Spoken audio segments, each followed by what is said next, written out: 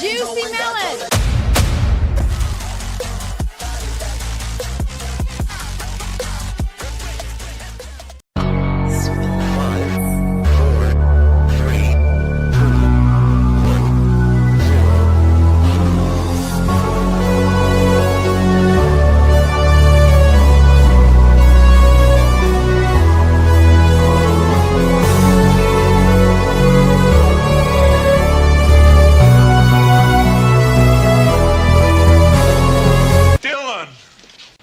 Son of a bitch.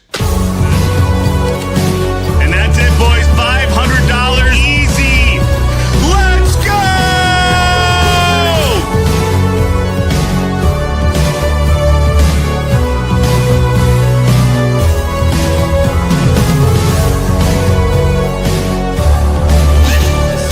For you, my master. Let's go! Yeah!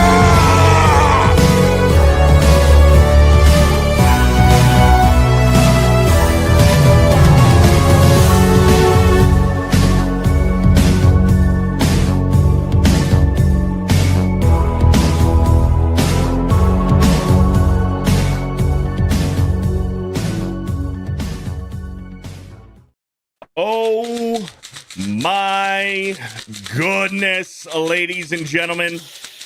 Oh, Bro Science. Oh, yeah. Bro Science episode 57. Boys. Xwing is set up. I don't know what happened. Oh, I kicked There my he headphones goes. out. All right, you guys ready? Ready.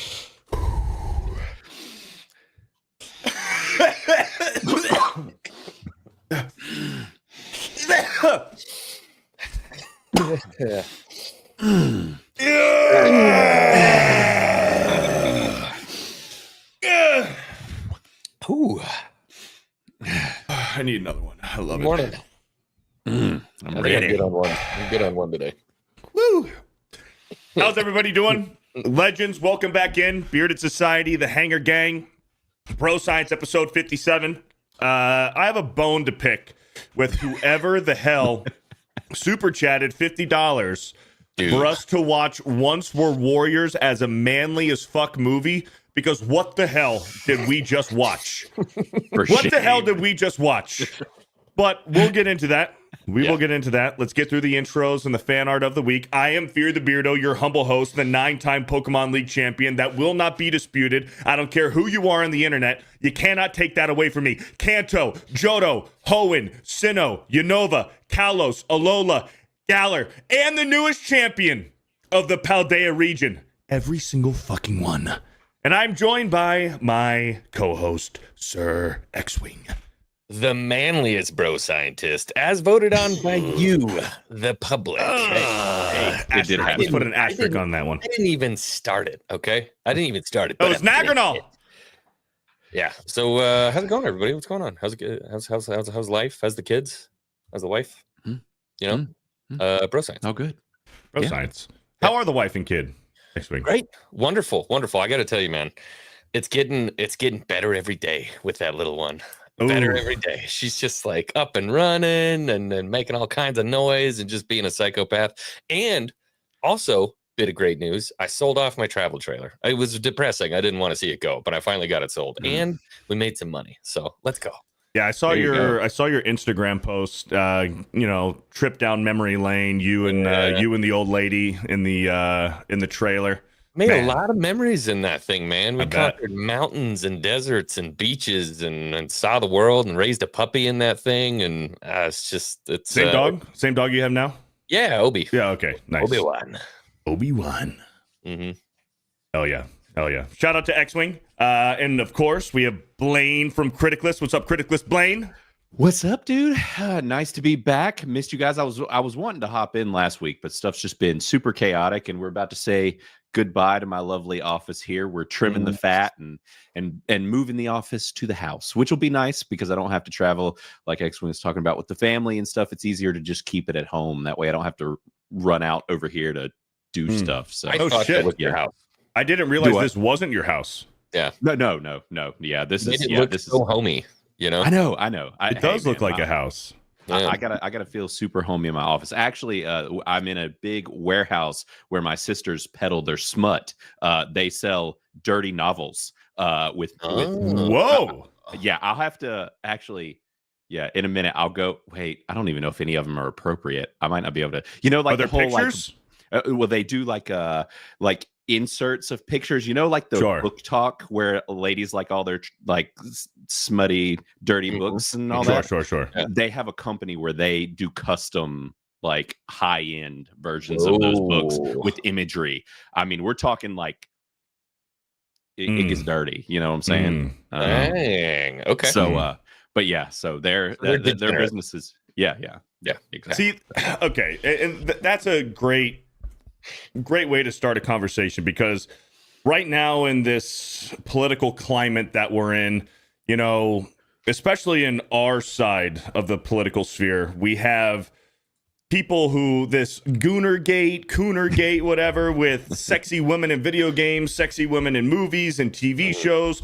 The hyper super uber in your face baby Christians want everything fucking out of it. No sexy woman, no boobs, no cleavage, no nothing. You're not allowed to think that, video game characters or movie characters, whether it's animated or real life people, you shouldn't be looking at women that way. What the fuck? But then again, on the other side of the coin, women love their smut. They love their sex books. Ban porn in general. And while I'm a, pro capitalism, make your money where you can make it, whatever.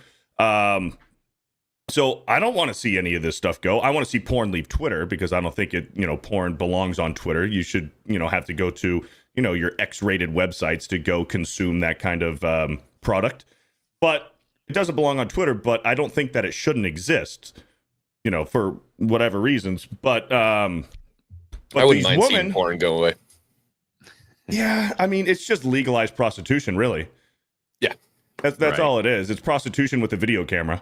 Mm-hmm. Right. But women want to see the gooner stuff go away, but yet they love their sexy porn books. Oh, right. So what are you gonna do? I mean, you can't have one without the other. If one goes, both got to go. So women, pick one.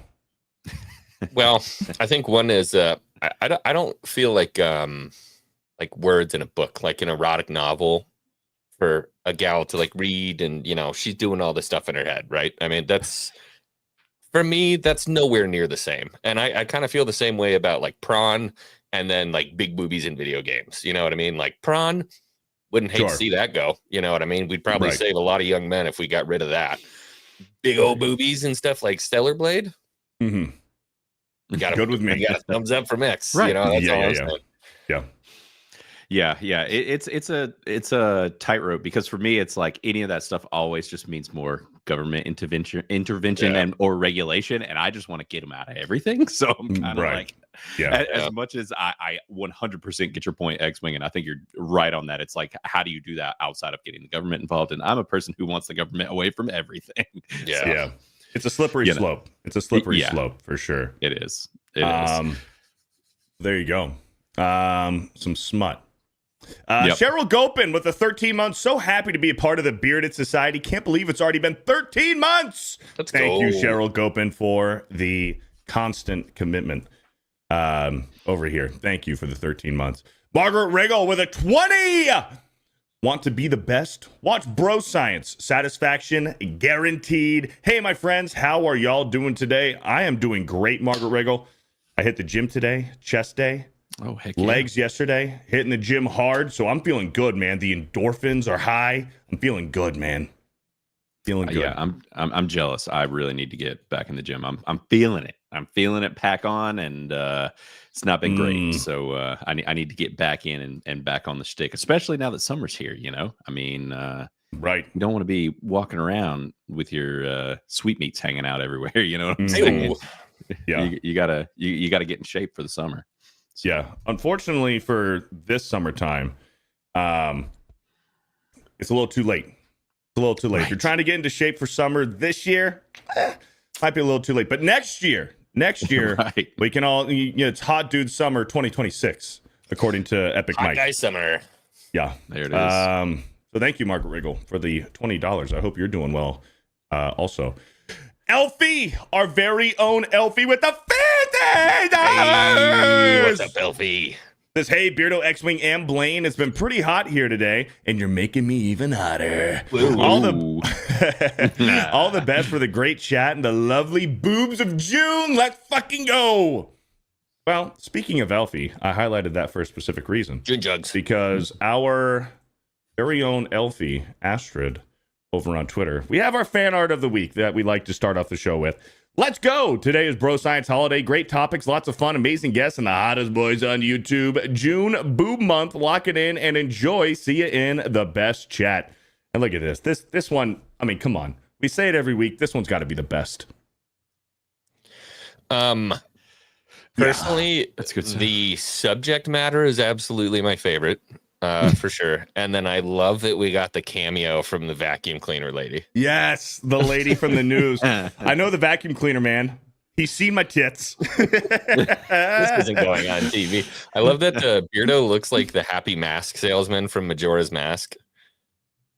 Oh yeah. Or like the anonymous mask from V for Vendetta. Either one. Either one works.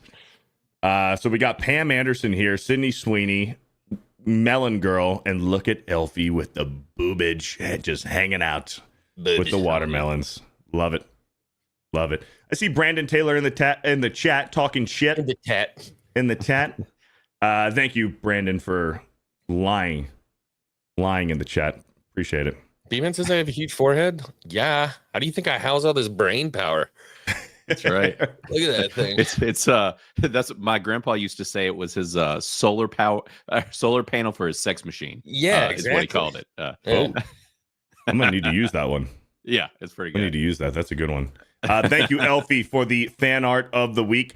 Blue Shell with the 50.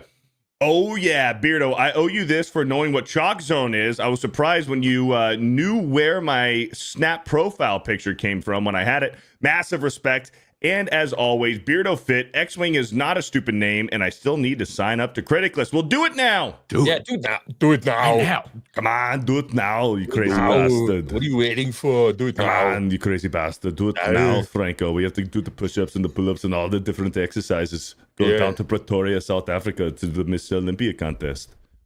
Thank you, Blue Shell. That's pretty good. That's one of the accent that's one of the what's it called? One of the what the fuck's it called? I'm drawing a blank. One of the Impersonations. Thank you. Impersonations that I can do. I can do a pretty good spot on Arnold. I can. That was good. Trickies with a 10 gifted FearTheBeardo memberships. Thank you, Trickies. Oh, shout out Trickies for the gifties. And Elfie didn't stop at a 50. She's like, here's 5 gifted memberships. Oh, let's go. And you know what? Since it is the Jugs of June, we might as well run it again for the gifties. Melon! Big, juicy melon!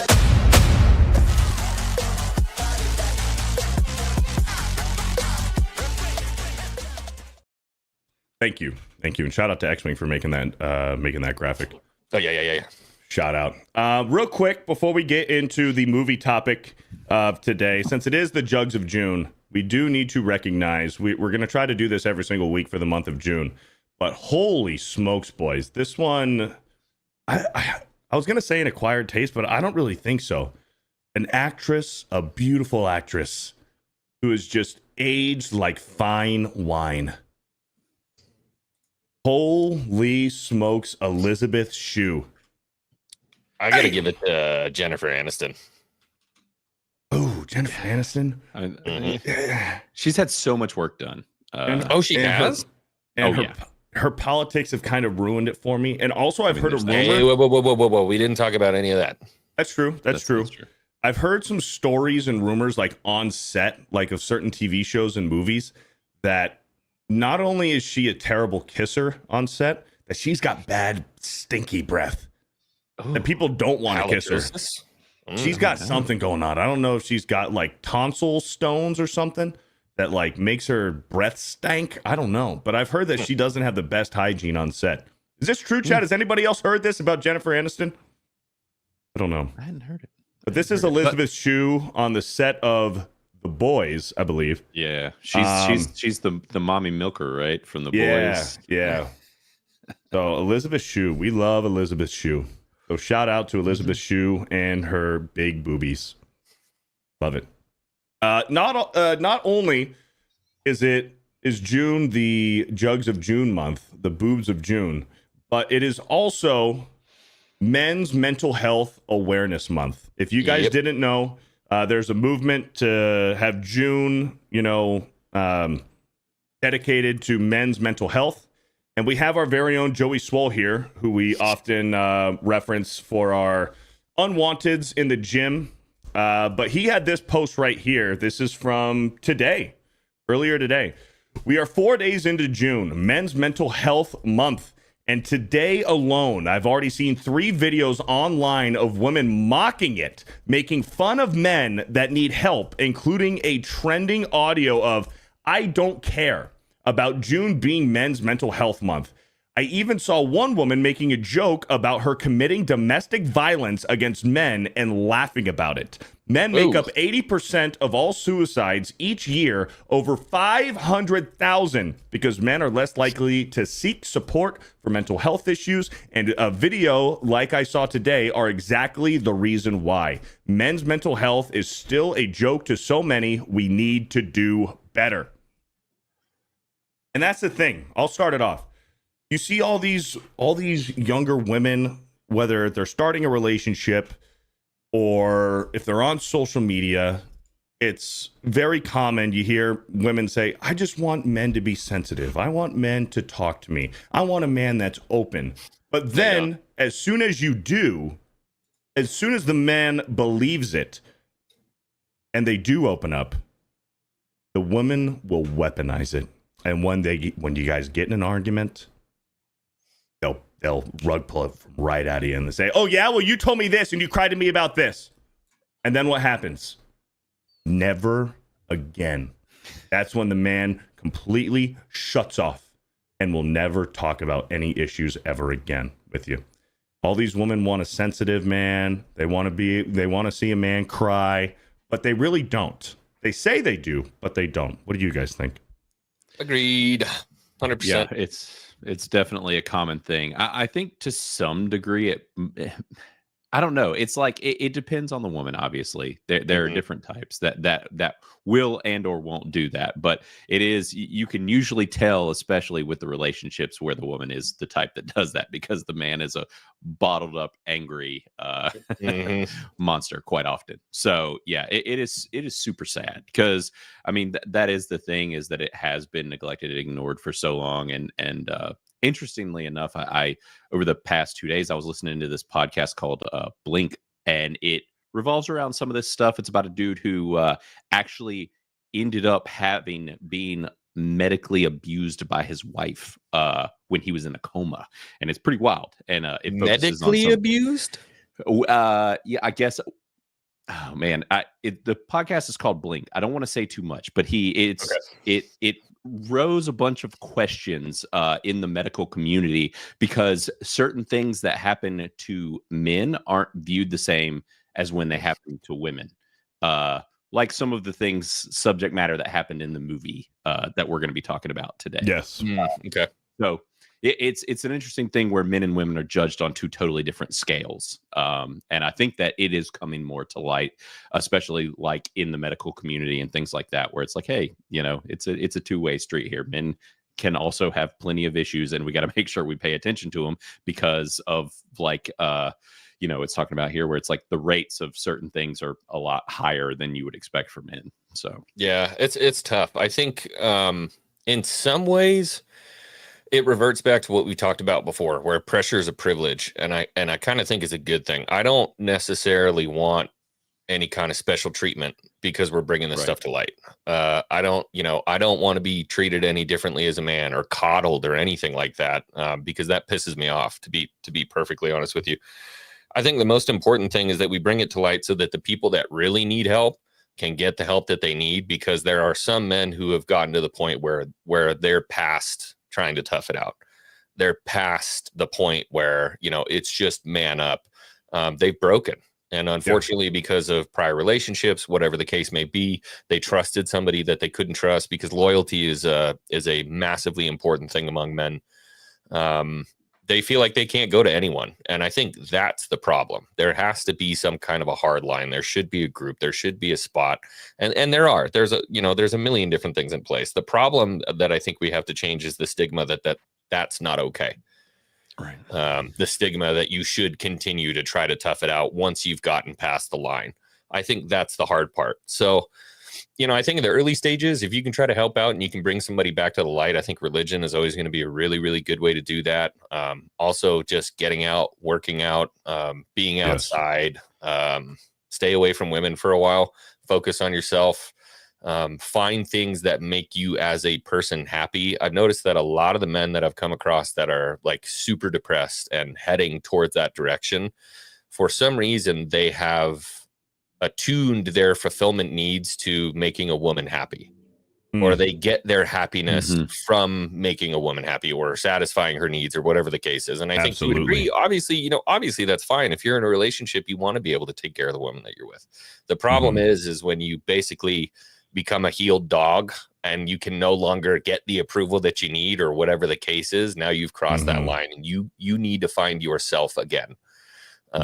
When it comes to stuff with the military, that's, PTSD, violent events, SA, because men experience SA too. And I'm not just talking about from females. There are males that will SA men as well.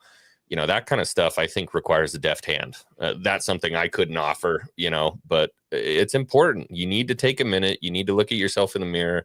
You got to do a little bit of self-searching. Don't expect anybody else to do it for you, and really lean into it. Lean the fuck into it, man. It's going to hurt and it's going to suck, but you owe it to yourself. You owe it to your father, your mother, to your family, to your friends, to get better. You need to get better. And I think too, another thing to kind of lump in with that too, that I think is super important is relationships with other dudes and just having like bro time. I think men thrive a lot on being around other men, being open, and just being able to because we get it, and you can hash stuff out and work through things and just hang out and just being around other dudes and just like having that good friend group of people to support you when stuff's not great. I think it does wonders for people. And I think that's another thing that doesn't get encouraged a whole lot is men just hanging out, having that bro time, whether you're going out and, doing some hunting or throwing a fishing line in the water, whatever you're doing, just hanging out, playing video games or something like this, it's just, spending time with other dudes and kind of hashing through stuff if you're having problems can go a long ways. It's not like you necessarily have to head straight to a shrink or something, if you're having issues. So. 100%. Oh, sorry. Go ahead.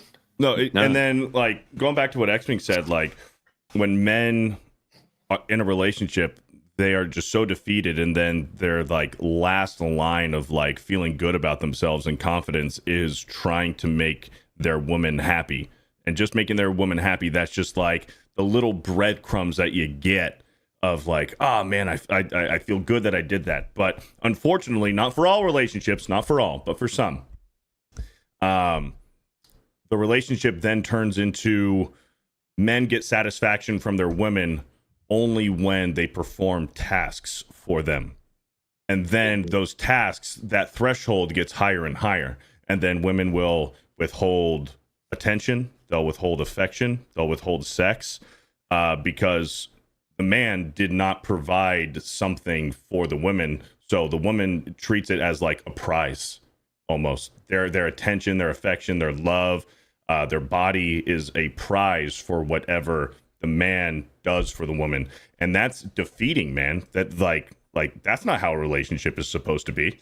Super unhealthy way to look at affection and sexual contact, for sure. But to your point, the most common way, for sure. Yeah, absolutely, the most common. And I think to a degree, things change once you get into a committed relationship and stuff like that. The onus does, to a degree, fall back to a woman a little bit, because as the man is out there in the world doing whatever he does, you have to realize something that I think a lot of women don't realize, is that as a man, the entire world is against you, and it always will be. That's just kind of the nature of the beast. You are his safe haven, the harbor, right? When everything's gone to shit and you go back to the wife, you're the one place that's supposed to be safe, just the same as he is for you, right? When the world gets to be too much, he's the rock, he's the pillar. You got to be that too. And a lot of that is deteriorating kind of as the nuclear family starts to burn down and we start to get into this weird degenerate society that we have in 2025 in America. Those pillars are starting to dissolve. And what do you see? 50% freaking divorce rates. Higher. Yeah, higher. Higher. In America, it's higher. 100%. So I would say, gentlemen out there, for sure, at least if you're looking at getting into a marriage or whatever the case is, find a teammate for sure. Mm-hmm. Find a teammate that's going to back you up. And if you're a younger man who's experiencing anything of this stuff and you're feeling like, damn, it's men's mental health. What the hell is that? Oh, and you do a little bit of a head check yourself and you're like, man, where am I at? Am I doing okay? Because a lot of us don't stop to think about it. And you realize that you're not. Dude, reach out to a homie, reach out to a friend, do whatever you got to do. Sometimes it takes a little outburst and then you start thinking about stuff again. You know what I mean? Yeah. Yep. Also, like in the relationship, when you as a man turn into the yes ma'am type of guy, you turn into a beta. And going back to what I said earlier, it's like you're constantly just trying to do tasks to please, to get affection. Like, your woman isn't going to respect you. So what do you expect? Because at that point, yeah, part of it's her fault as well for allowing that to happen, but part of it's your fault too for choosing to be that person because you chose it. Yes, ma'am. Well, you know what I mean. If you're a beta and you like, that's all you're doing is the yes, ma'am. You aren't the leader of the household. All of a sudden, she's the leader of the household and she's telling you to do stuff. You know, a good blowy on a Saturday morning, you'll pick you right up and then you'll go fucking mow the lawn and take out the trash. You know what I'm saying? That is true. Yeah, that holy is fuck. true. Yeah. It's like, it really doesn't take much to motivate us. Yeah. No, Simple not creatures. at all. So then to my main point, what I'm saying is to get that confidence back up, which your woman will respect, is go to the fucking gym, get into shape, build your physique, and then what's that going to do? It's going to do a lot of things. You're going to stand up taller. You're going to walk straighter. You're going to walk with more confidence. You're going to have your broad shoulders out. You're going to walk with your fucking chest out. You're going to have that confidence. And then your woman's going to be like, "Oh, holy fuck." And you're going you're going to command that power, not just in your relationship with your girlfriend or your wife, but also amongst your peers as well. People are going to respect you more. If you're hunchback, bad posture, skinny, and no confidence, people aren't going to fucking respect you. They're going to push you around. Go to the gym, get in shape, get that discipline again. And then once you transform, after you've been doing it for 6 months to a year and you start to see the gains, first of all, you're going to get addicted to it and you're going to just keep growing. Also, you're going to command that respect in your day-to-day life, relationships, friendships, and at work too. Yeah, a lot of it boils down to confidence, dude. And the bottom line is, like, women can sense it immediately, and they will steamroll you. And it may not be an immediate thing; it will be an overtime thing. I've seen a lot of guys, unfortunately, who are like, "I don't understand what I'm doing wrong. I work my ass off day in, day out. I put food on the table, and it's like it's almost like my existence irritates her." You know exactly what it is right off the bat. I'm like, dude, go get in the gym, get your confidence back. Like, that's what they're missing. She wasn't like that when we first started dating. What were you like when you first started dating? Yeah, you were probably jacked. And then when you started dating, you took more time away from the gym to spend time with her. You're taking her on the dates. You're not going to the gym as much. Yep. And then after a year, after a year or 2 years, you're not going to the gym at all. And you know, you're not the guy that she fell in love with. So, yeah, she's not going to respect you. So it's partially your fault too, gentlemen.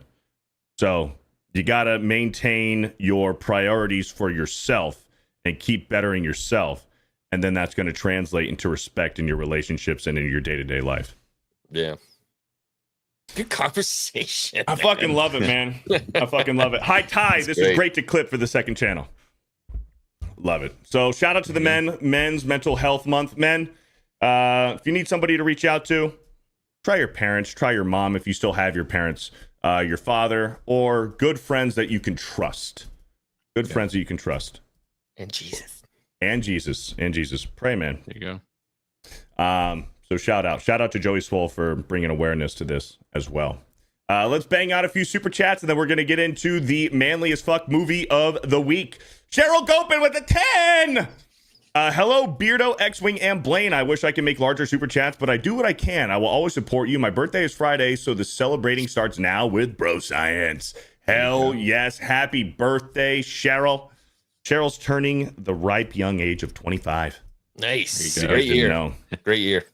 Great year. 25 is fun, man. 25 is fun. Happy birthday, Cheryl Gopin. Thank you for the 10. Thundarius with a 5. Hail the Baron of Badass Beards, the Lore Master Supreme, and X-Gay dealing with an infection and a ton of pain. Thanks for making my day better. Sorry to hear that, man. You're supposed to wear a condom, but do whatever you want. Yeah, man. Yeah, man. Yeah, back in the day, back in the high school days, we called those girls DGs. Delta Gammas? No, dirty girl. Oh, so yeah. Here, the sorority house, Delta Gamma, is called the DG. It's the dog house, the DG. Oh, okay. So,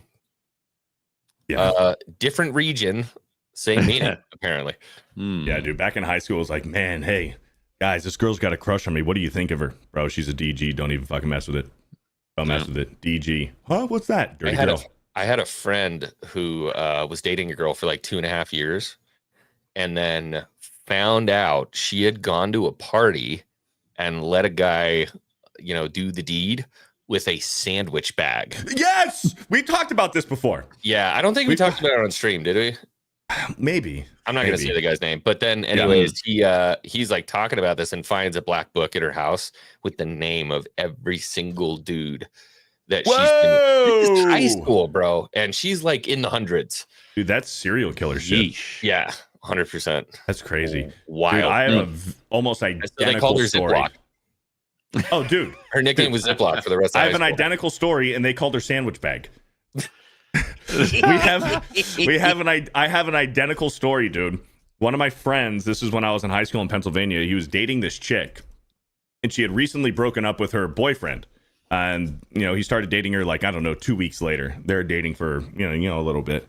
Come to find out, she cheated on him with her ex-boyfriend in his car, and the only protection he had was a fucking sandwich bag. And he wrapped it with the sandwich bag. So we called her sandwich bag. Probably like a used sandwich bag, too. You know what I mean? Like, otherwise, why would it be in the car? You know what I mean? Correct. Yeah. That's exactly how you get an infection. Yeah. No good. No good. No good. No good. Shout out to Sandwich Bag and Ziploc, man. Kids are gross. Yep. Gross. Quagmire with the $2. Blaine is the champion of bad heavy metal takes. Uh-oh. Yep, he's my own personal. He's gonna haze me into submission until I change my review score. But yeah, it's probably gonna have to happen one of these days. I'm gonna have to give in. Okay, Blaine, we all have a question. We were talking about it the other night or last night on Tuesday night's main event. Yeah. What is the ETA on video games on Criticless? ETA. That is a great question. I would love it to happen before year's end. Okay, I'll put it that way. I'd love for it to. We're tossing around some ideas of how to do it because it is in the works. It is in the works. It is brewing. We're thinking on it. I am having to. The other thing is just the design component, getting things ready, so that basically we can then hit when it's time to hit the go button, hit it. So yeah, but it is being discussed pretty heavily. So had a call last Friday and we talked about it some. So there's a lot of things we're tossing around for sure. So hopefully, I'd love to say by the year's end. Who knows? This year is flying by already, so I can't seem to keep up. I got a new badge last night. Did you? Whoa! Shake and bake. There you go. Shake and bake. Be the first reviewer of any piece of entertainment. Nice. Oh yeah, first for Once We're Warriors. Yeah. So you were the first one to review it on Criticless. Review Once We're Warriors. Nice. Yeah. Do I get like a golden play button from like YouTube thing? Like I can put it in the back there. We should do one of those. Yeah, it's like a neon, a neon sign. That'd be pretty dope. Real quick, let's get these $20 super chats, and then Eric K sent in a submission for the Jugs of June, and then I promise we will get into the manly as fuck movie. Well, the maybe not so manly as fuck movie of the week. Smokey One Kenobi with a 20 says, "I needed to hear that. Thanks, boys. Trust the bro science." Hey, let's go, Smokey. Glad you're here, Absolutely. man. Glad you're here. I'm glad that you were here to hear that, man. Thank you, Smokey One, for the 20. And Mozamboni, my buddy Mozamboni with a 20. Not a lie detected over the past 15 minutes. Precisely how my wife and I have maintained a healthy marriage. Put God in the middle and respect each other. We'll be celebrating our 20th 2 weeks from today. Hail bro science. I love it, man. I love it. Dude, success stories, unfortunately, it seems like they're so few and far between today. I absolutely love to hear that, dude. Beautiful God-fearing relationship. Oh, yeah. Congratulations, man. Congratulations on 20 years. Yeah, congrats, bro. And surround yourself with people like that. You know what I mean? Fuck. That means Mo Zamboni and his wife got married when I was 9. Yep. Yeah, he's It's just we give Mo crap because he's old. He's the old man in the group. He's older than he seems. So I know. Yeah, 100%. Man, I was thinking he was like in his 20s. I thought he was just like slightly older than me, maybe like Xwing's age, like 32, 33. Yeah. Dude's like 50 years old. Yeah. Got 1 foot in the grave. Yeah. Right. Shout out to Mo Zamboni, man. Congratulations. That's awesome. Shout out, brother. And then Eric K with the 5. Beardo, I have a forgotten but honorable mention for boobies in your DM, and I have them pulled up right here. So let's go ahead and take a look. One of them we all know. One of them we are familiar with. The AT&T lady. Stacked. holy Oh, smokes. yeah. Man, they tried to Yeah. hide that for a minute. Yeah, They cover her Why up in those hide that? commercials. Yeah. No, Why she's hide that? packing. Yeah, could you imagine if AT&T started running like Carl's Jr. like advertisements with her? Right. If they did this with AT, well, I'm already with AT&T, but Yeah, me too. I'm with AT&T, but like, holy shit! If they advertised this, if AT&T took advantage of this, like everybody else goes under. There's no What's her- T-Mobile. what's There's her no name? Verizon. I don't remember her name. Eric K. What's her name? yeah, they're Chat, like, what's her oh, name? Fake pick. Okay, maybe this one is a little fake. Maybe this but one's a little she's- enhanced. She's packing, bro. Like, She is. She's yeah. stacked. Yeah. She's stacked for sure. And then this one, I'm not sure who this is. It is. It's Lily. No. Lily. Oh no. Oh no. No. Oh no. Oh no. Hey, out of sight, out of mind. And then we have this one. We have this one. I don't know who this is. Is this the same chick? No. Maybe. Is this her? Is this the same Yeah. chick? Yeah, it could be. Slightly different angle on the face. Or Lily is her character name in the commercials. Gotcha. Okay, good. All right. Okay. And this one. Thank you, Eric K. I'm not There sure you if go. this is the same chick, maybe when she was a little bit younger. Not too sure. Yeah. Not too sure. But thank you, Eric K, for the submissions. Feel free to email me any submissions. PG-13. PG-13 submissions. Don't be sending me fucking, crazy shit. But if you guys have any Did you ever submissions get for the Jugs my of June, email, Beardo? Did you ever get my email with those Yeah. pictures that you asked for? Did you get Yeah. those? Okay. Yeah, I did. I did. I got them. Good. Good. My thumbnail guy has them. It was just this was the last minute one. I didn't tell him till last night what movie we were watching, and I got the thumbnail this morning. I have a you're question good. for person on the panel, Blaine. Yeah. Was the Easter egg we created monsters? No. Dang it. No. thought that We was it. created. Did you get that one yet? Have you figured out that? I just wanted a T-shirt. I was hoping maybe I got a T-shirt if I found that one. It hurt me. Yeah. It pained me to do it, but I did it. It's totally worth it. I mean, Pacific Rim is. No, you Unmatched. were supposed to give it away. I mean, they're still. They don't know. They don't know. Okay. You I know, love just- Pacific Rim. That's a manly as too, fuck dude. movie. It is. We got to add that to the list. Maybe we do that one next. Yeah. I would all do right. it. So we're gonna get into our manly as fuck movie segment of the week. Let's fucking go, boys. I'm not too sure. I'm over the stage. Landing in New Jersey. Details in just a moment. There's a tempest in a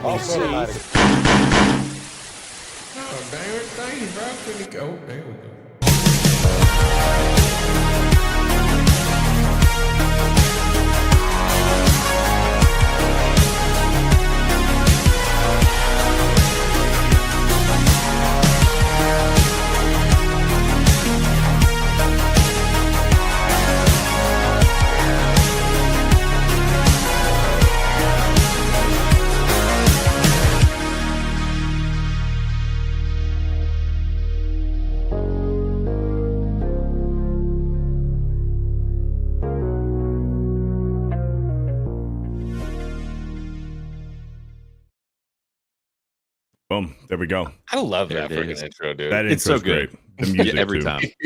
Every time it slaps. And every time there's like clips where I'm like, oh, we need to watch that. Yeah, Oh, we need to there's watch Last that. Samurai. Yeah. Yeah. We need to watch that one. Yeah. We need to watch Commando. Yeah. So once we're warriors, who the hell in the chat super chatted $50 for us to watch this? I need to know who you are so I can Seriously. ban you. Who was it? I did get 1 thumbs down on my review. I didn't check who it was. It had to be whoever recommended it. No, it actually wasn't. That was Banjo Was it? Sandwich. He loves to just give downvotes. Oh, okay. But I'm guessing he does like this movie. But he was not who recommended it. I'm not sure. It was somebody, one of the chat people, but I don't think it was Banjo. I'm not going to ban we you. need I'm to not know. going to ban you, but I'm a little upset Yeah. that this got nominated as a manly as fuck movie because it is absolutely not a manly as fuck movie. My trust is shaken. Yeah, in the dude. chat. You know what I mean? I felt like, dirty after watching this movie. I needed Me to too. like chill out and calm down. Like, we texted each other. yeah, me and actually texted each other. We're like, I'm gonna go You're watch Toy Story after this. Right. Beardo goes, I feel like I need to watch a Pixar movie. I'm like, yeah, I think I'm gonna go watch Toy Story. He's like, holy shit, I just said that. I was like, yeah, dude. yeah. Yeah. It's I watched it right before we did this, and I like walked out of my office. My sister was out there, and I was just like, somebody had us watch a wild ass movie. Man, I remember being halfway through it. I'm like, I wonder when the manly as fuck part Right. starts. Yes. You know what I mean? Yes. And I was did. waiting for Jake the Must, Tamura Morrison's character, to have some sort of redemption arc. Yeah. No. Didn't Nope. happen. He just Yeah. gets progressively worse and worse throughout the movie. Yeah. Har- Like, there's no arc. There's no, it's pretty much, it's actually the opposite. It's basically just a downward slope. Because you start Yeah. out like Tamura Morrison, yeah, hell yeah, Django Yeah. Fett, you're like, oh, he's kind of like romantic, but a badass. He kicks the shit out of the guy. You're like, cool, and then it just, and Real it doesn't, fast. and it doesn't. Yeah. It never comes up. It just gets progressively worse and worse and I would worse. say maybe it plateaus a little bit when you're like family Sure. visit, and then nope, Right. just kidding, right back down.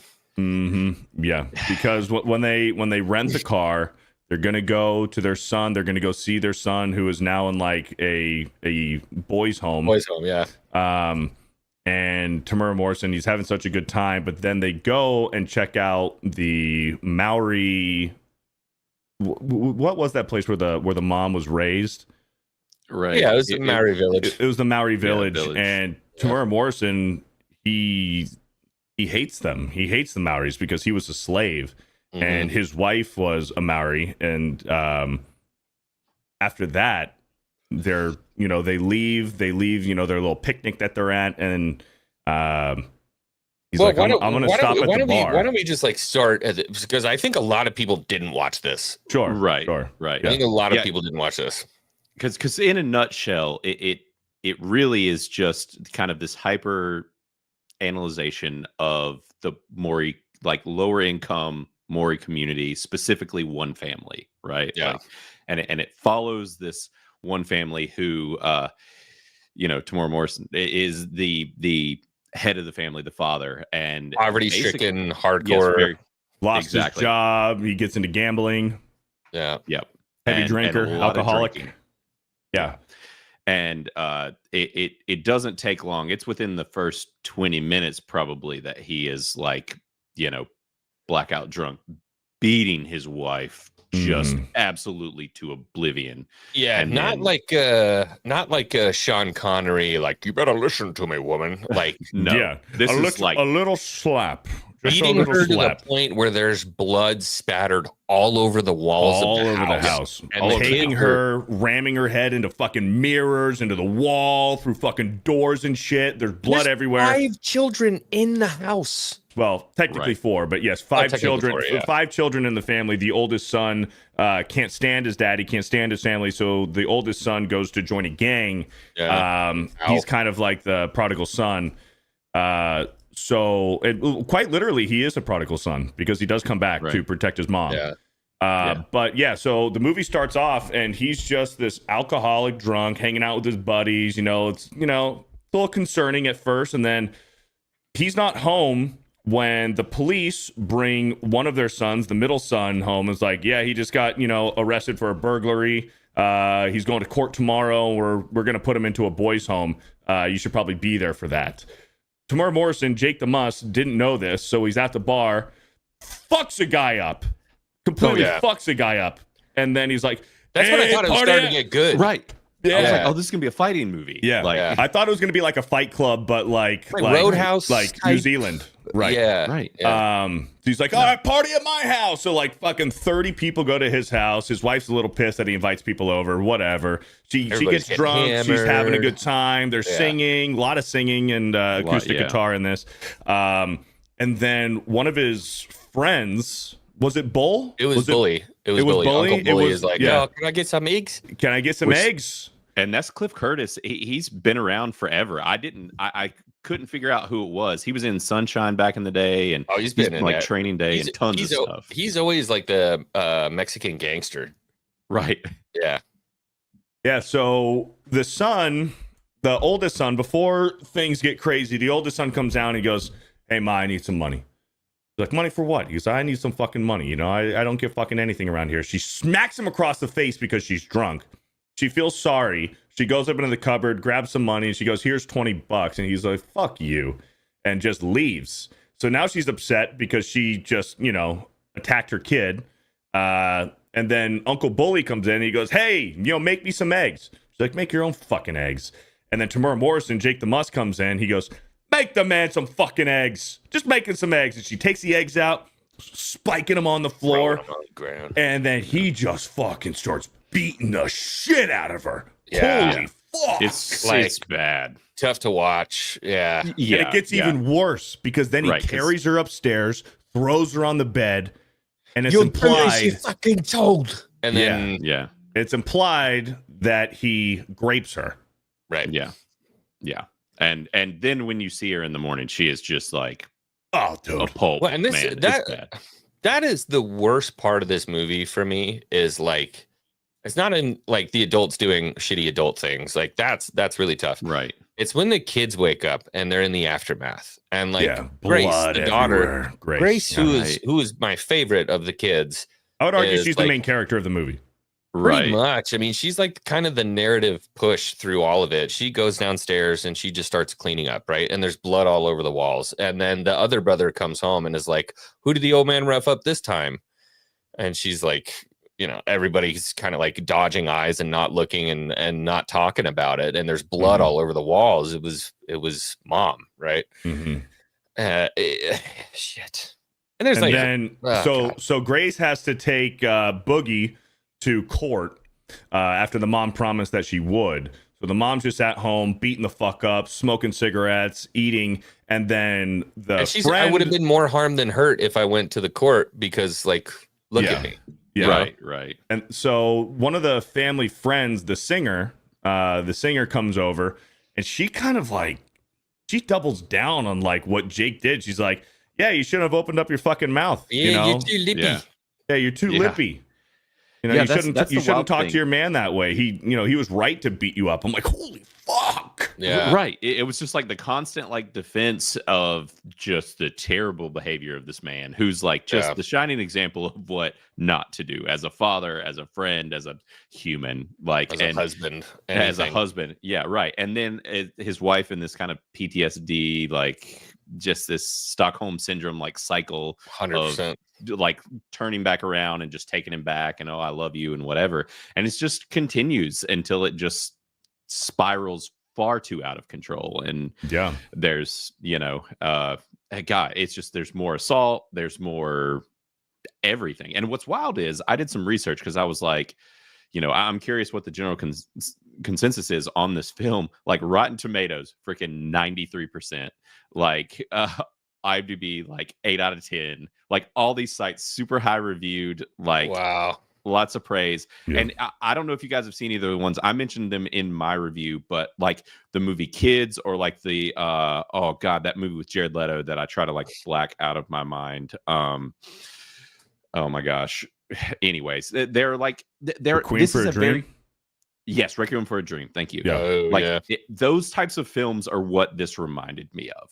It's these art house indie films that shine a light on really dark parts of society, and it's I get why they make them, but I don't want to see this. I know it happens. Yeah. That's Yeah. enough. Like sitting through this, at least it was only like an hour and a half. If it was like two and a half hours, like I might have checked out. Like, and this movie has a struggling by the end. sequel. There's a sequel to this movie, which I don't know how that's possible. This is a one-watch movie for me. So Beardo, let's finish it out. We can kind of fast forward through everything that happens. So the boy goes to a boys' home. He's rebelling. He winds up basically holding this what would have been like an ancestral weapon, right?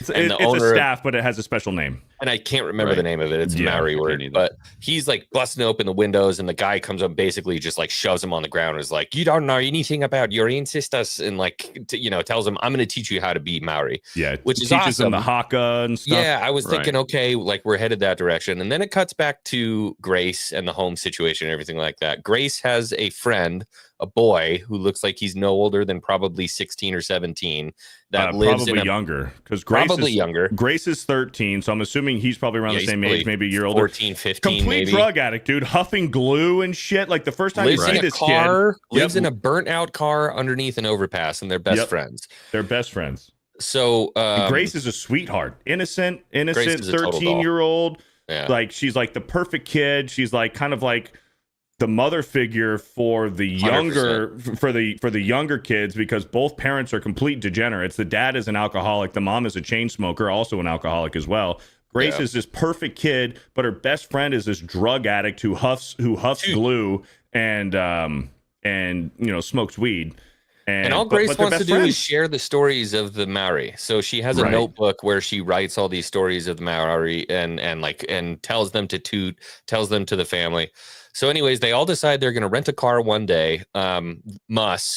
Jake wins a bunch of money on a horse race, brings the money back to the wife and says, "I'm sorry for beating your fucking face in. Here's some money. Let's rent a car and let's go see our boy." Right. So they rent the car. They go to see the boy. He says, "Well, we can't. They don't have any visitors until after lunch. Let's take a little drive." So they take a little drive. He stops at a bar and he looks at his wife and says, "Just one beer, right? Just one beer." And she says, "Okay, one beer." And this is after the picnic where he gets very upset. He gets visibly upset after the picnic. So then they go, and then this is when they stop at the bar. Go ahead. So they stop at the bar. He starts drinking a shitload and basically just completely blows his family off. They're all sitting there waiting in the car for hours and hours at the bar, waiting for Mus to come back out. He never comes back out. And so she goes in, yells at him, comes back out, tells the kids, "Screw it, we're leaving. We're going to take a taxi back home." Grace is heartbroken because all she wanted to do was visit her brother. She's starting to get really pissed off at her parents because how many promises are you going to break? How far are you going to push this family? Well, they have another party. Okay. Grace goes to bed. While they're having the party, comes back down in a t-shirt and gets some water for her little brother that wanted some water. Uncle Bully looks at her a little awkward and says, "My, how you've grown," essentially. And she goes back upstairs. The second I saw that, I was like, damn it. No, don't. Uncle Bully, her uncle, goes upstairs and grapes her in bed. And basically says, "This is our little secret. Imagine how how mad your dad would be if he found out what happened here." So she gets graped. Yeah. But it starts off like they're all partying at the house, and he goes, "Hey, it's like, wow, you've really gotten pretty, as you've gotten older. Why don't you come over here and give your Uncle Bully a kiss on the cheek? Good night." Yeah, kiss me goodnight or whatever. Yeah. And then the dad's like, "The fuck are you doing? Give him a kiss." Yeah. So she gives him a kiss, and he sneaks on upstairs and he grapes her. Yep. So she's terrified, wakes up in the morning. She feels absolutely disgusting. So she takes a bath. The mom's like, "Oh, Gracie, you finally got your period." She's like, "Shut the fuck up, Mom." Leaves. Yeah. All she wants to do is go hang out with her friend. What's the kid's name? Toot. The drug addict? Toot. Yeah. And he likes her. They're having a moment. And she's like, "Give me some drugs." Yeah, so they start smoking weed. She was like, "Do you have anything to huff?" He goes, "I'm not giving you anything to huff, but let's smoke some weed." And then he kisses her. He doesn't know that what happened to her last night. He kisses her, and she's like, "Fuck you. You're the just same like the as rest of every the other guy. motherfucker." Yeah, you're disgusting to me." And he can't blame her. Yeah, but he had no idea. How would he have known? She peels out. She peels out. Yep. And just leaves, like goes to downtown, wherever, and is just walking by herself, like completely, what's the word? Disassociates from reality. Completely disassociates. She's past that breaking point. And she's like in the worst part of town too, walking past Oh, homeless people who are trying to grab her. You Yep. know, just the worst part of town. She finally goes back home to go to bed, and then there's Uncle Bully. Another right there party again. going on. Another party, another drunken party where they're all, you know, playing guitar, singing songs, and then the dad's like, "Where the fuck you been? Where the fuck you been? Come over here." And then Bully's like, "Hey, you want to give me another kiss goodnight again?" She says, "No, I'm not going to." And the dad freaks out, grabs her, throws her on the ground, grabs her journal You're gonna where she wind up writes like your all over, mother. rips it in half, and then she goes up. She leaves, goes into the backyard, just devastated, and sees the tire swing on the tree, hanging from the tree, and fucking does it. She does it. Minecrafts herself. And meanwhile, the mom and her friend, the singer, are out driving around looking for Grace. Yeah. Because nobody can find her. They come home. Yeah. She's pissed off. She's like, "Jake, where's Grace?" He's like, "She's upstairs sleeping. Don't fucking worry about it. Don't bother me when I'm hanging out with my boys." Hammered drunk. Fucking pissed drunk. And the mom sees Grace hanging there from the tree. Yep. Yeah. It's so rough, and you've already seen all this other awful stuff happen to her and everyone else. It's just like the hits kind of never stop coming. It doesn't get better. No, it gets worse and worse and worse. No, and the thing is too is at this point you're like, you know, oh well, maybe this is when the dad redeems himself, and he just continues to spiral. Until after the funeral, everything else, and basically right at the end of the movie, he gets word because the mom finds out what actually happened, why she did this to herself, that it was she Uncle gets the Bully. notebook and takes the whole notebook. Yep. Yeah. So so before this, rewind a little bit. Wait, I see you, Hypnotic. What's up, Hypnotic? How you doing, man? Hey, what's up, Hypnotic? Let's rewind a little bit. As soon as the older brother, whose name is Nig, that's his name. That's his name. It is his name. It's his name. He joins this Maori gang. He gets this tribal tattoo on his face. He's this rebel. He's literally a prodigal son. And then once he gets word that his sister, took her own life, he joins the family again. He's back supporting his mom. They have a beautiful funeral. And the mom told Jake, because Jake wants nothing to do with the Maori, nothing. And the mom said, "We're going to bury her at the Maori at the graveyard. That's where we're taking her, and you're not going to do anything about it." He takes this 40 of beer and nearly fucking smashes her fucking face in with it. He smashes it on the door frame, but he wanted to. I was thinking, she's how ready much to more? die. She's ready to die at this 100%. point. She said, "Something has to change, or I'm ready to die." Was essentially how this goes. Yeah. So then the dad is just getting pissed drunk at home while the family is at the funeral. And then the dad eventually just breaks, goes in the backyard, grabs an axe, tries to chop the tree down, breaks the axe while he's trying to chop the tree down, and then goes back to the bar. And then that's where the family comes home from the funeral. The mom essentially adopts Toot. Yeah. She adopts him. She tapes the journal back together, and Tut's like, "Why don't you read us a story of what Grace wrote? To remember her by. Let's read a story." And then that's where the mom reads the story, or her venting about being raped by Uncle Bully. So then the brother, the mom, they go to the bar and confront Uncle Bully, and finally the dad, Jake the Muss, reads it. They give it to him. He reads it, and he fucks Jake the Bully up, breaks a beer bottle. I thought he was going to try to kill him. I looked it up afterwards. He did try to kill him. He castrates him. That's what he did. When he stabbed him, I thought he stabbed him in the stomach. I did too. Minor redemption. I looked it up. He stabbed him in the crotch and cut off his dick and balls. That's probably revealed in the second movie. Yeah, right. Minor redemption. Yeah, probably so. Yeah. But then afterwards, like, Jake is still pissed off at his wife, and then that's when the son steps in front and like growls at him, and it's like, leave my fucking mom alone. And that's where you get the name of the, she's like talking about the Maori being prideful of being a Maori. She's like, "We were once warriors." And then they drive off, and then you hear the sirens come, the police are coming to the bar, and Jake the Muss just accepts his fate, sits down in the parking lot, And then the movie ends. It just says the end. Yeah, that's Yeah. the end. Literally the end. God, it Horrible movie. Horrible. Horrible movie. Okay, so let's be objective real quick, Right. because this is the hard part. I did not give it below 50. I didn't fail this movie. I didn't, I didn't want to bash it, because in terms of actually making a movie, in terms of actors who did an extremely good job selling the performances, everything like that, I would say it is a well-constructed movie to a degree.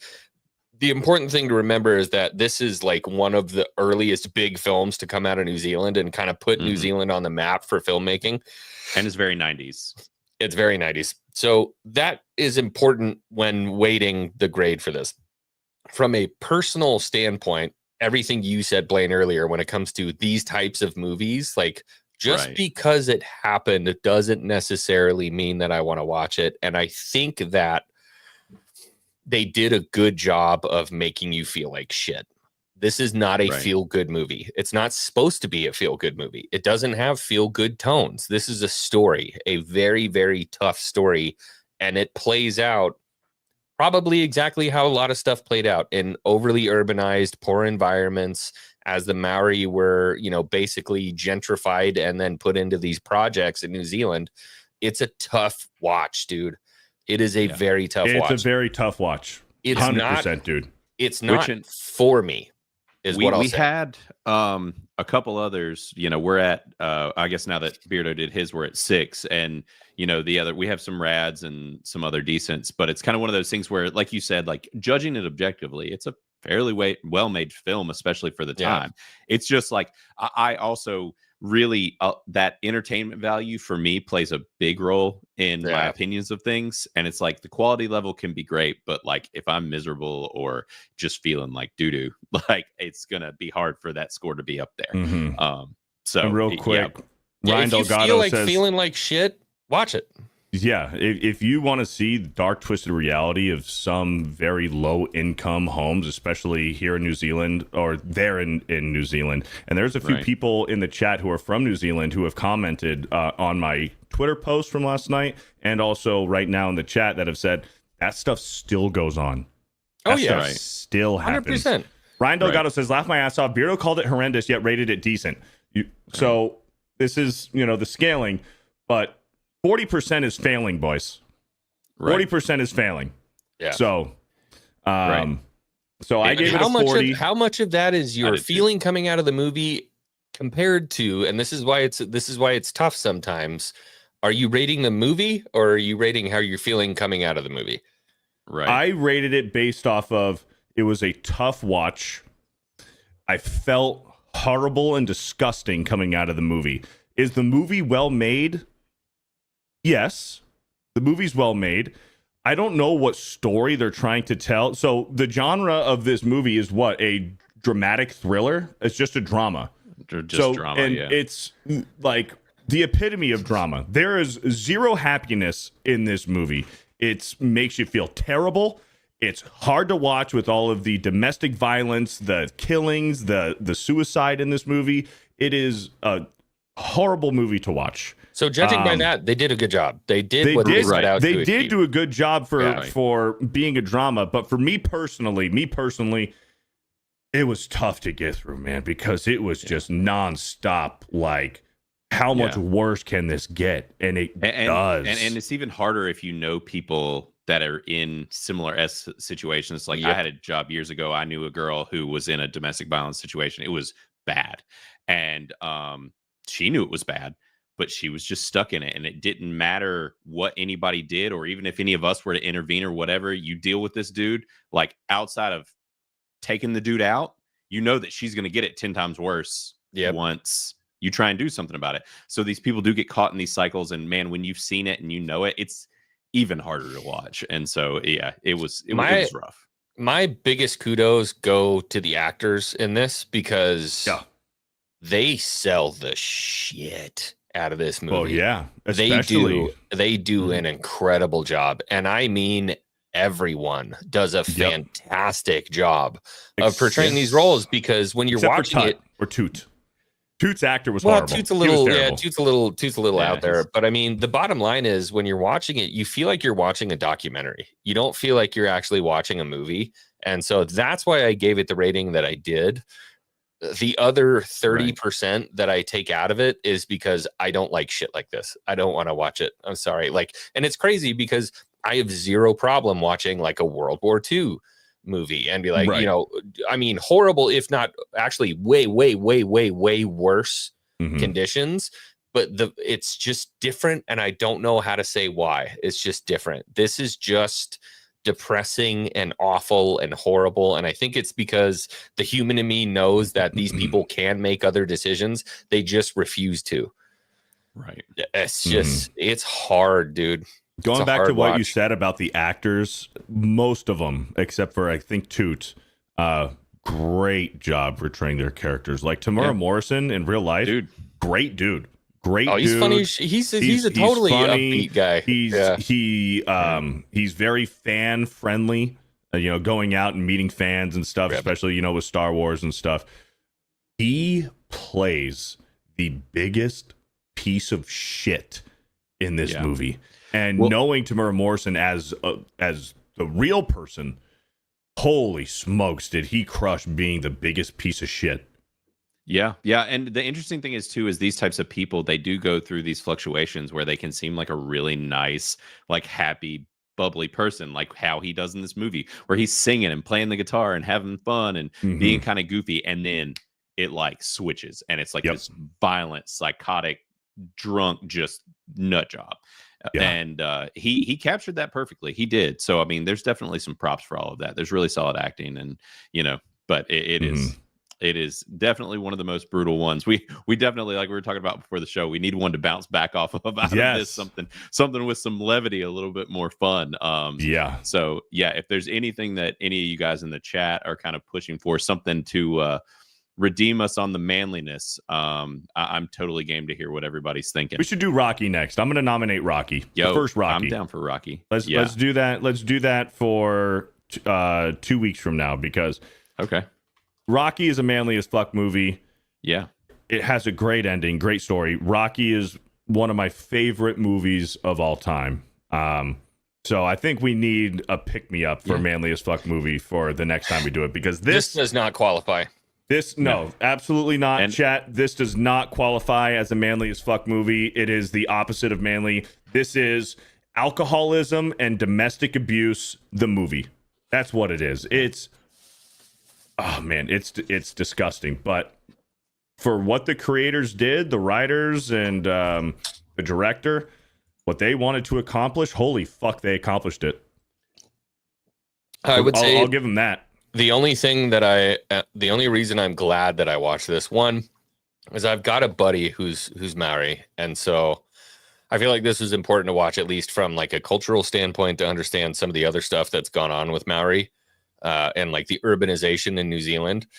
The other thing that I would say is, obviously I'm a huge Star Wars fan and I love Tamara Morrison, and so to be able to see an early work from him that probably brought him kind of into the grand scheme of things is cool, because I'm sure someday I'll get to meet him and I'll be like, man, I'll get to talk to him about, dude, this once we're warriors, like, what the fuck, man? And good he job. may be like, I don't ever want to talk about that movie again, or he might be like, oh, you seen it, mate, what did you think? And I'll be like, it broke me. He's like, good, yeah good, that was the point. Yeah that's what it was supposed to be, which I'm sure it was, but fuck. Definitely.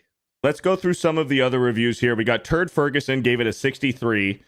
Blaine gave it a 40 as well. Nick Napoli gave it a 48. Amanda Panda gave it a 65. To sex, drugs, alcohol abuse, not good, but unfortunately that is life for some people. And Xwing gave it a 58. Yeah. So, and all the reviews for this movie have been from Bro Science. Let's go. So let's go. Let's go. Look, we brought the movie into Criticless. It's there now. That's right. So put it on the radar for sure. Does the director not look like, what's his face? Jordan Peterson a little bit in that picture. In that picture, he looks like Jordan Peterson. Kind of. Anyways, to wrap it up, It's a drama, and that's exactly what it is. There is zero happiness, a complete absence of happiness and joy in this movie. It's just nonstop depression, alcohol, drugs, I'm domestic glad I violence. watched it because this is an authentic product of New Zealand. So like this is as authentic of a product of New Zealand that there is. So I'm glad that I watched it. It does not qualify as a manly movie. I'm glad it's in the bucket and I'm done with it. Right. Which means I don't have to do it again. But And I still want to know who nominated it, because somebody super chatted $50 to nominate this movie. Right. It is absolutely Somebody's not passionate about it. Yeah, absolutely not a manly as fuck movie. But we honored your $50 super chat and we removed it. Do you guys have any final thoughts before we move on? I don't think so. Yeah. No, I'm good. I'm excited that you have nominated Rocky. I've been wanting to watch that with my son. That was one that I watched with my dad when I was a kid, and I haven't had a chance to watch it with him yet. So this will be a perfect opportunity to watch it together. So hell yeah, that's awesome. Yeah, it was my grandfather. My grandfather, like me and Rocky. Me, him, and Rocky. That was it. That was the childhood. So now whenever I watch Rocky, it's like I almost kind of like personify my grandpa into Rocky now. Right. So I love Rocky. Can I throw one in as a recommendation? Sure. Yeah. I feel like I've earned that right at this point. Secondhand Lions. Oh yeah. Secondhand Lions. I've never seen that movie. Might have been. I haven't seen it either. I think it might be on the list. We've gotten people in the chat for this show and Monday Hangover who are better at keeping up with this than I am.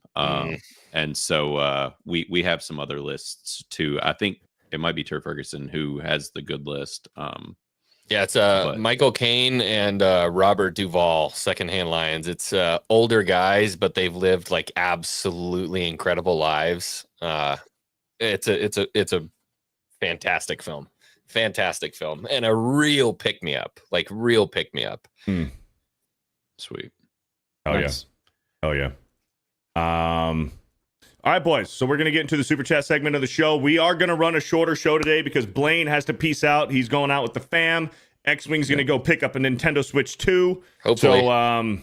So we're going to power through these super chats, and we're going to call it a day, hopefully at around an hour and a half. Blue Shell with the 6 months. Thanks to the homie who got me a gifty. Also, sorry I haven't been here much. The timing with my 50-hour work week is killing me. Also, Beardo fits. Hey, man, keep crushing it, Blue Shell. Is that the same way that they say big? Big? Did you highlight that? I did. Or did I? Oh, I don't know. I might have done it. No, that might be like old StreamYard habits die hard when you see it out there and you click it. Yeah. Lean back with the 5. I was going to ask this on the main event, but Blaine's here. So here's my question. What would be your Mount Rushmore of baseball movies? God. Mount Rushmore's, man. The Mount Rushmore thing is overplayed at this point. But we'll lean back. We'll respect your super chat here. I can go first if you want. For me, up near the top, pretty easily is The Sandlot. The 90s were perfect for baseball movies.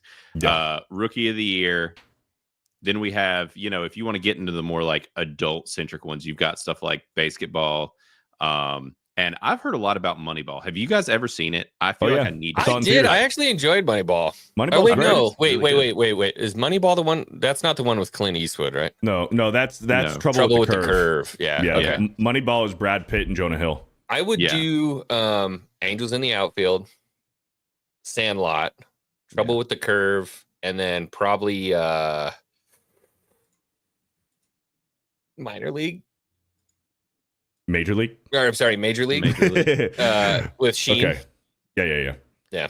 Did you guys see? I don't know if y'all keep up with or know who the Savannah Bananas are. So they recently had the lead kid from Rookie of the Year on, and then they also had the dude from the Sandlot. Yep. Both come out and you can get those jerseys on Amazon for like fairly cheap.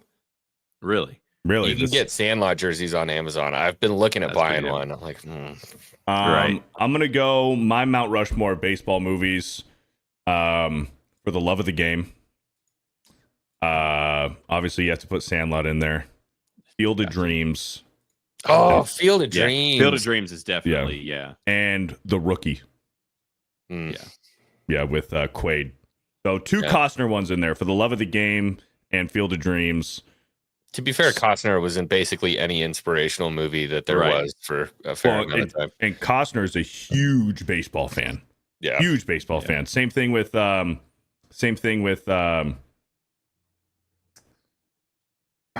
am I forgetting his name? Son of a bitch. I am such a boomer. Why am I drawing a blank on Darth Vader? James Earl Jones. James Earl Jones is a massive baseball fan in The Sandlot and in Field of Dreams. What was the Tom Hanks movie where he coached the girls team? A League of Their Own. League of Their Own. I love that movie. I think it's and in Bull Durham. Yeah. But For the Love of the Game, that was my grandpa's favorite baseball movie. It's with Costner. He's like an older kind of like retiring pitcher, injures his hand in a saw accident, and it's like his last game. It's his last go. There's a little bit of a love story put in there, and the story is told during the game. There's flashbacks, and then it goes to the game, and then it'll be a flashback of what's leading up to the point. And by the time all the flashbacks end, you're at the finale of the baseball game. Great movie, For the Love of the Game. What was the Jackie movie that came out pretty recently? Jackie? Jackie Robinson? 42? Oh, 42. Yeah, with Chadwick Boseman. Was that the name of the movie? It was 42? Correct. It was. I haven't seen that yet. I never saw it either. I heard it was good. But there you go. Lean back. Thank you for the $5. Gaming Baker with the $2 is Beardo, you Mayo lover. What? Thank you for the 2. Margaret Riggle with the 13 months. Stand your ground. Don't back down. Your best day is just ahead. Thank you, Margaret Riggle, for the 13 months. OCDD, my good friend Denise, with a 3 months, says, hey, guys, Xwing Beardo stood me up last week. I'm sorry.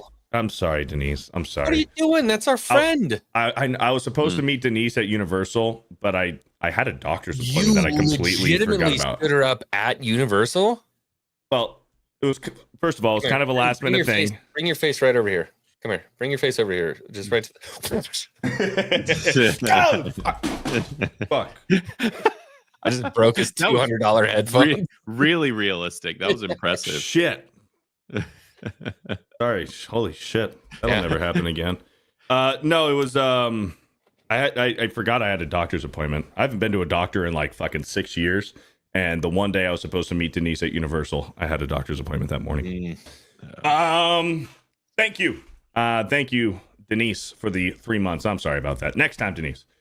Cole Hauser with the 2 months. What's up, Cole Hauser? Says, hail, bro, science, Beardo, Xwing, and Blaine. Beardo, you should be playing Galactic Contention, not that trash Battlefront praise. Hurrah. Yeah, Galactic Contention is dope. And then there's also another one I can't remember the name of. I think it's called Sagas. Sagas is the modded Sandstorm. Holy crap, I have it right here. Insurgency Sandstorm. It's modded and it's called Sagas. That's really good. Galactic Contention is dope too. That's the mod for Squad. Oh, interesting. So it's like I heard that they Squad, but your clone dropped troopers. A crazy mod for Starfall that is a Star Wars complete mod of the whole game.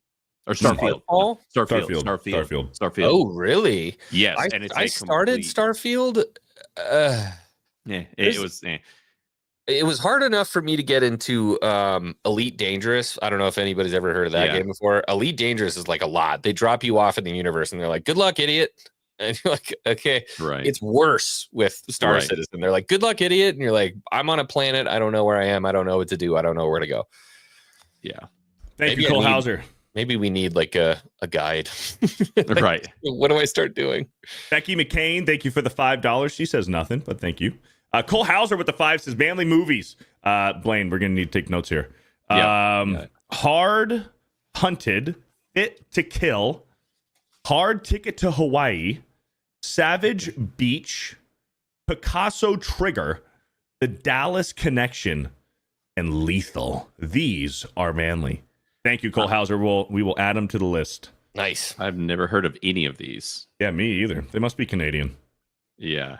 Oh, I see some Elite Dangerous players in the chat. Let's go. Dude, I played the shit out of that game. Golden Nuggets. Never got an Anaconda, though, huh? Nothing. I'm gonna highlight Golden Nuggets real quick. Says, hey guys, it's been a while. So what happened? What the fuck? Mike's gay? Yeah, Mike's gay, man. He Mike's came out of the super closet last week. Yep. Very gay. So thank Shout you, out Cole Cole Hauser, for the $5. We'll add those to the list. Rancor with a 2 months had to unsub. Man, I'm sorry. Moving soon and need all the money. Love the show. I wish I could support more. Hey, You mean don't worry about it, brother. like not a member? You didn't unsub from the channel. You just Right. had to. You might have just unsubbed. You just unsubbed. Just fully. No distractions. Don't unsub. Just if you have to not be a member anymore, then that's fine. But don't unsub from the channel. Come on, Rancor. Thank you for the 2 month recommitment. The last one that we're going to get from Rancor. Tommy Halter with the 199. Thank you, Tommy Halter. Holy fuck, how did I miss this? Bobo Yogi with a 50. Oh! Next week, RRR or second Red Dead Redemption. I'm assuming Yeah. Red Dead Redemption. No. No, RRR is oh, an that's- Indian movie. I'm an idiot. I've Sorry, been told RDR. many times to watch RRR, and I I've watched heard it twice. You have? Yeah. Really? Yeah. Okay. Fucking idiot. Did I really just say Red Anyways. Redemption. Red Redemption? Red and Redder Redemption. Right. RRR or Secondhand Lions. That's the one that Xwing suggested. Yeah. RRR is two dudes being kick-ass dudes. Secondhand Lions is two brothers being kick-ass dudes. Do both of them. Add them to the list. RRR is mega Indian. Okay. But great film. Like Alibaba Indian? Dot Not Feather. Yeah. Yeah. Wait. Yeah. Wait, How have which you kind of never Indian? heard that before? Like Native Dot, not American? feather. Dot Not Feather. Oh, okay. I thought you said dot feather. I'm like dot feather, dot not feather. Okay, gotcha. Wolfman Ryan says, "Really, Red Dead Redemption? Really, Red Redemption? Yeah." Kiwi Classic with a 20. Gone are the days of mind your own business mentality. It's movies like this that force many Maori families to speak up and villages to accept that there is many people who need protecting. A wake up call for all. Yeah. There you go. Thank Shout you for out the 20. Kiwi. Bubba Yogi with a 2 months. RRR is the most manly movie I've ever seen. Two dudes being dudes and become friends with no Pride Month shit. Total badass kicking. We'll add it to the list. Thank you, RRR is Bubba cool. Yogi. Bubba Yogi You have with like a the 50. lord of modernity in the cities, and then like the lord of the jungle and the animals. It's cool. Llama Pajamas with a 10. This movie is gross. I have a mother, 2 sisters, and a teenage daughter. Just listening to this movie review is making me angry. Not your guys' fault. We must see evil to know what is good, in my opinion. Yeah, this is not a movie that I would have watched on my own unless it was recommended to me. Which it was, absolutely. Unfortunately. So, but it's over with now. Sorry if that was, graphic to the ears. It was graphic to watch. Hey, we made a deal that we were going to do it, and we did it. Yep. We're just going to be That's right. more careful about what we Yeah, do. we're gonna have to vet Gonna some of vet. these movies. Yeah. Vet them out. That was the hard thing too. Nobody had reviewed it before in Criticless, so I couldn't go in and be like, Yeah. well, Yeah, and it's Right. tough. It's tough to find like a lot of Right. conversations about it. They're like, oh, like, a down on their luck family with a tough father. You're like, oh, okay, that sounds okay. Right. Mm-hmm. Nope. Mm-mm. Not here. Neil Horn with the 2 says, check out Fire and Ice animated movie. Check it out. VJ the Vigilant Guitarist with the $2. You guys gonna try Splitgate 2 again? Yeah, I we want need to. I want to. Really bad. I want to. Yeah. We doing that in an hour and a half? Hopefully, I'm gonna go up Oh, there yeah. and Yeah, see what the spiel is on the Switch. And if they're just like, get out of here, you were supposed to be here 3 hours ago, then I'll be like, all right, well, we tried. Yeah. What time? Well, it's only 2:30 for you. Yeah. When did they open? When did the? So apparently there are people in line already. Yeah.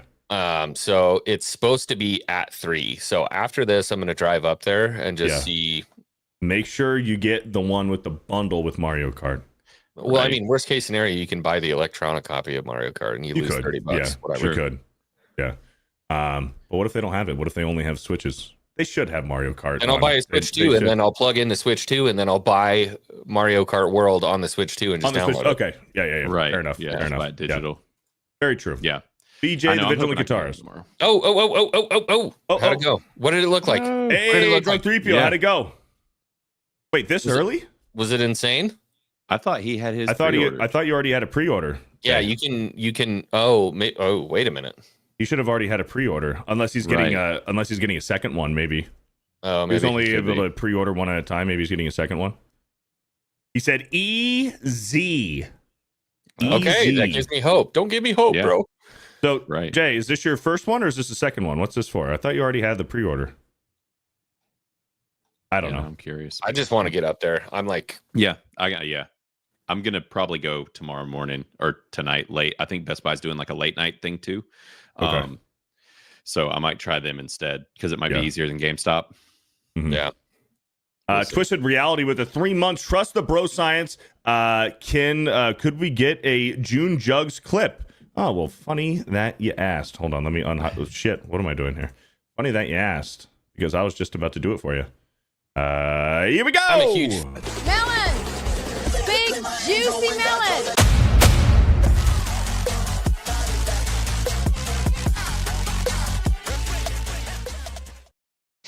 Oh, you had to go to get your pickup ticket.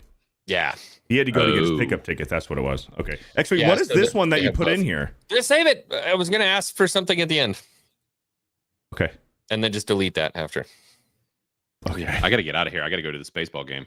All right, boys. Hey, Blaine. Yeah. Plug your shit and then do your thing. Yeah. Well, y'all should show up tomorrow night to Criticless Cast. We are going to be reviewing Eurotrip. Oh my god, bro! Yeah, I love that movie. It's so good, and we found out it was critic hated. It's got like a 40 something on Rotten Tomatoes or whatever. It's terrible, but I love it. Right? It's amazingly terrible. Yeah, in all the best ways. So yeah, we're gonna be reviewing that tomorrow night at 7:00 Eastern. So we'll be doing that, and obviously, y'all been hearing us talk about Criticless. If you have not created a Criticless account yet, do that right now. So go to criticless.com and download the app in the Android or Apple App Stores, whichever. And you can snag some of the sick merch too. Beardo's got one of our shirts on. Those tentacle tees are dope. And I am going to be making a Bro Science code for next time. And it's going to be the biggest discount we've done on any of our merch to date. So let's go! Yeah. So yeah, 2 weeks when we do Rocky, we'll make a Bro Science code, and it's going to be. I'm gonna put them on a steep discount. So let's go, dude. That's awesome, man. Well, thank you. So that's awesome. Absolutely. Yeah, all right, man. But anyways, yeah, it's been real, and I am gonna go see some baseball. I'm excited. Have fun at the baseball game, man. Yeah, go get a hot dog with everything on it. Yeah. Oh, I absolutely will. A red hot dog. A red hot dog. That's right. Those Carolina Reds or whatever they are. Yeah, I'll post a picture on X or Criticless or somewhere. So everybody take it easy. Glad to be back. And I'll see y'all soon. Later, guys. Later, dog. Later. There he is. Criticless Blaine. I like that guy. Oh no. Oh no. Blaine, you're dead to me. Everyone go to Rotten Tomatoes. What? Oh no. Oh no. Zeke the Wise with the 3 months. Bro Science. What are some manly TV shows? What are some manly TV shows? Ooh. I don't know. That's a great question. I don't know. We got 2 minutes. What do you got? I don't know. Power Rangers. There you go. Power Rangers. Power Rangers. Manly as fuck. TV shows. Walker, Texas Ranger. That's a good one. I was thinking like miniseries. So Band of Brothers in the Pacific. Those ones are manly as fuck. Yeah. Thank you, Zeke the Wise, for the 3 months. Tommy Halter with the 199. You know, Rick the Knife was on Forged in Fire. My father-in-law. Yeah. Peaky Blinders. Cody Grace's Peaky Blinders. Yeah, another good one. Yep, not a bad one. Not Blue a bad Mountain one for State. sure. Blue Mountain State. Yeah. Reacher. The Terminalist. The Terminalist. Thank you. Yep. Tommy Halter says, know your enemy with the 199. Shelf Frogs with 11 months. Hope to be catching streams again soon. Moving back into pediatrics and working 2 jobs in 2 different states. Always love and support Shelf Frogs. Hell, you're crazy, girl. You are nonstop. Oh, that's why we love you. Thank you for the 11 months, Shelf Frogs. Ed Bourne with the $5. After Warriors, watch Bad Boy Bubby for a good palate cleanser. We're doing Rocky in 2 weeks. We're doing the first Rocky in 2 weeks. Thank you, Ed Bourne, for the 5. Kiwi Classic with the 2. Manly as fuck movie pick For me, beekeeper from Jason Statham. What's the job? What's the job? I'm just a humble beekeeper. I'll just keep bees. What's the job? Do you like honey? You like honey? Got plenty of honey. Thank you for the $2. Tommy Halter with the 199 says, send Jay his reparations money. For what? War Machine with the 12 manly as fuck movie pick, Kelly's Heroes. Never heard of that one. Never heard of that one. But thank you for the 12. And boys, we're all caught up on Super Chats. We're running a shorter show today because Blaine had to leave. Xwing's got to go pre-order his Nintendo Switch. So I have something I want to announce. Oh, yes. Go ahead. Finally started working with an editor. Stole it from a friend. It was consensual. It was consensual. There were questions asked. Can I play this clip? It's 42 seconds. It's a little taster of something coming to the channel. So I'm going to be maybe streaming a little less. I've got some other stuff that I'm working on that I really want to focus on right now, specifically the Pirate channel. We're going to start building this up as we get closer and closer to the release of Daughter's Revenge. So if you haven't already, please go over and subscribe to the History of Pirates. We're starting to pump out videos over there. In fact, I'm working on one right now for Sam Bellamy. I just dropped one on the HMS Victory, and Jay just dropped one on the Pirate Code. So go check those out. But instead of live streaming all the time and playing these games, I'm going to start picking fun indie games in a new segment called Game It Out. I'm a huge fan of these fun, kind of relaxing simulator games. Great way to turn off your mind for a little bit. Mama, I'm a hero! No problem. This guy makes golden dinosaurs. There's freaking dinosaurs everywhere! Oh God, it's a dinosaur! We quenched all the fires. Come on! I'm a hero!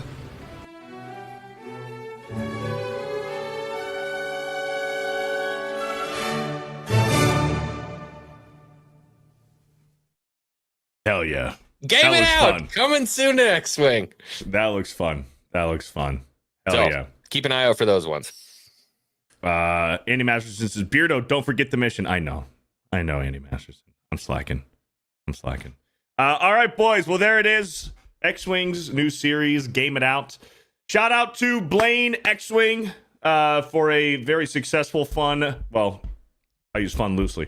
Yeah. Bro Science episode 57, because holy shit, Once We Were Warriors was an awful movie to watch. Rough. Not because it's bad, but because it is rough emotionally.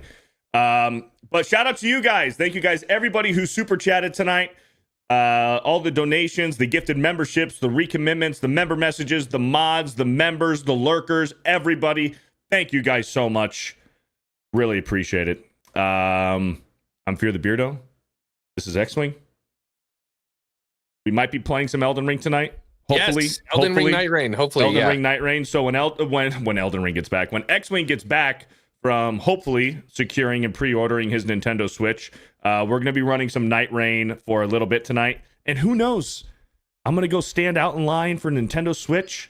And if it's not too crazy, I might be playing some Mario Kart World tonight as well. Super duper late. That's a strong maybe. But some Elden Ring Night Rain here in a few hours after Xwing gets back. But Thank you guys again. Remember, the man who says he can and the man who says he can't are both usually right. Don't be fat. Don't be gay. We'll catch you next week for Bro Science episode 58. But until then, Bro Science!